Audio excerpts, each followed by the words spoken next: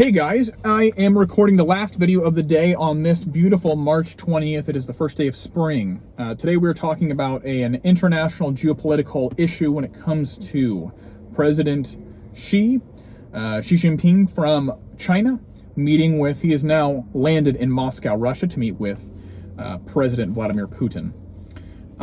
Before we get started, because this is going to be an interesting and maybe a longer video about geopolitics and the fallout of all the horrible things that are happening in this world right now, I would love for you guys to go ahead and subscribe to the channel, like this video, ring the notification bell, and after this video, please go watch some of the other videos that are on my channel. We talk a lot about finance, cryptocurrency, MMA, men's health, farming, all different kinds of things on this channel. Let's talk about geopolitics. I think we've known for a while that China and Russia are kind of in league with each other, and I'm just going to get that out there right away because I think it's pretty obvious at this point. In last week, we had one of our best weeks ever on the channel, and we talked about the deals that are being struck between Saudi Arabia and Iran, and the deal that Xi Jinping is trying to strike between Russia and Ukraine right now. President Xi has said multiple times that there should be a ceasefire in this war, and he is trying to negotiate a ceasefire in this war. And there have been reports from the Pentagon and the White House that came out today saying that any effort to create a ceasefire in this war would result in Russia building up more forces to take over Ukraine and just, totally destroy them. That being said, I don't know if that's true. I don't know if it's not. I'm not a military expert, and so I'm not going to speak to that. That being said, it seems like the stance from NATO and from the White House and from the Pentagon is we are full scale, foot on the accelerator into World War III. And now that Xi Jinping is visiting with Russia, I think it's pretty with Vladimir Putin. I think it's pretty obvious that we are drawing battle lines at this point. I don't think that Xi Jinping had any intentions of trying to create a ceasefire. I think he was just trying to bait our intelligence agencies and the White House and NATO into saying out loud that they have no interest in having a ceasefire between Russia and Ukraine.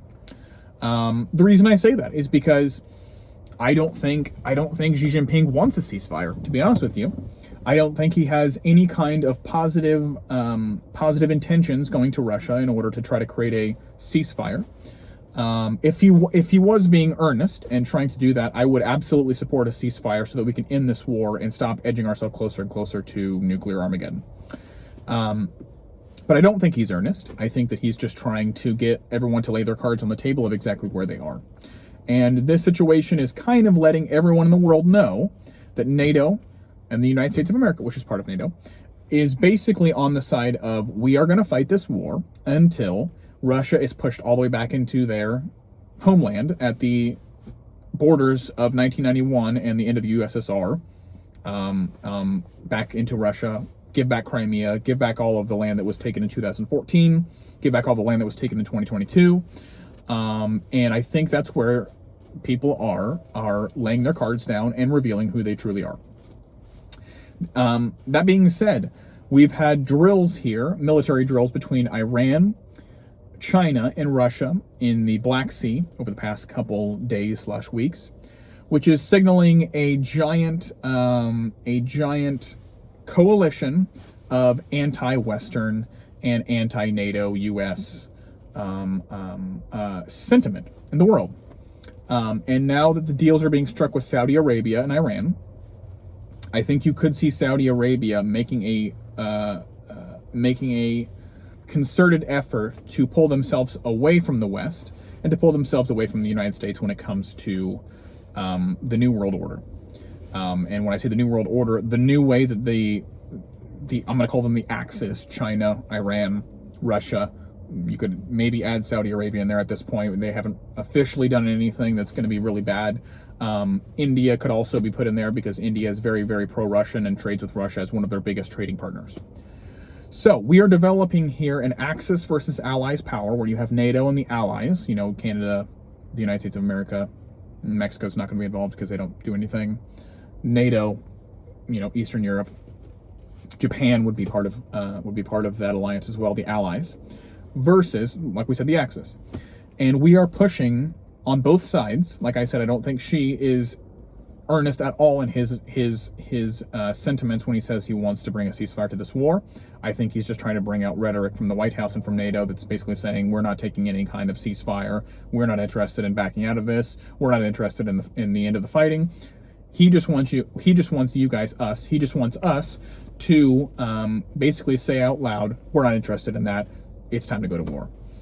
So Putin, in a statement last week, it may have been the week before that, had mentioned, and this was around the whole drone incident, where a Russian Su-27, two of them actually, basically grounded and took down a United States Air Force military reconnaissance drone over the Black Sea.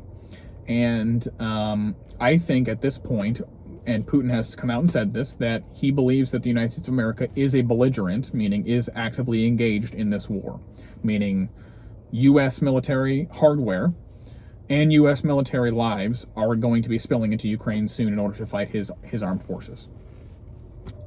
If that's the case, China is now making it clear that they are on the side of Russia and will be supporting Russia, as they've come out over the past couple days / weeks saying, oh, Russia and China's relations have never been closer, blah, blah, blah, blah, blah. We are this is the height of Russian-Chinese relations, yada, yada, yada. So we are not getting away from this war, from what it sounds like. Both sides have now solidified their positions as belligerents in this war.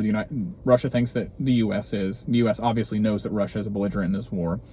Ukraine is obviously a belligerent in this war. China will soon be sending all kinds of military power, I would assume, to Russia in order to support this war. Iran has already been sending drones to Russia to support this war, and we are marching towards World War III. I have watched a recent, and it's not a recent, but I was recently watching a class by Victor Davis Hanson at Hillsdale College, which is one of my favorite video learning places. Shout out to them. And Larry Arnn, the president of the college. I was watching the World War II documentary and World War II basically lesson, and a lot of the events that are happening now, the coalition of sides, Axis versus Allies. The United States of America doesn't want to be involved in World War II, didn't want to be involved in World War I. Oh, we're just going to send you Lend-Lease. We're just going to send you boats. We're just going to send you this. We're just going to send you yada, yada, yada. It's just going to be supplies. It's just going to be, oh, we're just going to send you technology. It's just going to be this. And then a big incident, for instance, in World War II, it was Pearl Harbor, obviously, on December 7th. The Japanese thought that it would be prudent, in order to try to land a knockout blow on the United States, try to take out the entire United States naval force in Pearl Harbor in Hawaii. I think it takes one of those here at the current moment in order to really break this open into an actual open hot war between China, Russia, Iran, Saudi Arabia, India versus NATO, all of Eastern Europe, the United States of America, Canada, and Japan. So I thought it was going to be last week when the drone thing happened. I was like, we're definitely in World War III. This is actually going to happen. But since we have such a weak White House and such a weak foreign policy team, nothing ever happened of it. And they just kind of cowered and said, okay, Russia, it's fine. Don't worry about it. You can take down our military assets whenever you feel like it. So it may have to be something huge. It may have to be a serious military engagement or a serious military escalation from Russia in order to make this happen. So we'll see. Those are my thoughts on Xi Jinping and Russia and NATO at the moment. We are a year from the start of the Ukraine war, and it's still a mess. And I think the offensives of spring are going to be happening here soon, so we're going to see some more, you know what. Anyway, if you guys would, please follow me on my social media channels, which is David Coleman YT on Instagram. It is Colma63ETH on Twitter, and Rumble is David Coleman 27. Thank you guys so much for watching. Please make sure you subscribe to the channel, ring that notification bell, and like the video if you like the video. So thanks so much, and we will see you next week for episode number 41. See ya.